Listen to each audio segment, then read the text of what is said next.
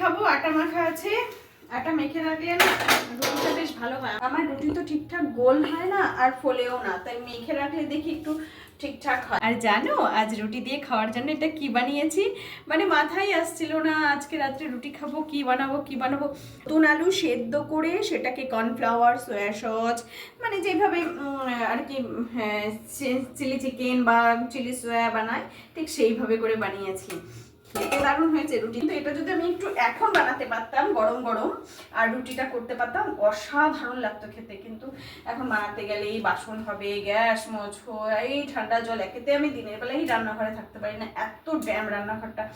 তারপরে যদি এখন করতে যাই তাহলে তো আমার অবস্থা আরো শেষ হয়ে যাবে। কি করবো আর, গরম গরম এসে রুটি ভাজবো আর এটা দিয়ে খাবো। আর এখন খাবো মোমো। চলো এখন খাবো গরম গরম মোমো, পিওর ভেজ কিন্তু। আমি এখন চিকেন, পেঁয়াজ, রসুন একদমই খাই না, আমি ওগুলোর গন্ধ তো সহ্যই করতে পারি না, পুরোপুরি ভেজিটেরিয়ান হয়ে যাচ্ছি। তবে শান্তি লাগে খেয়ে, ভেজ খেলে।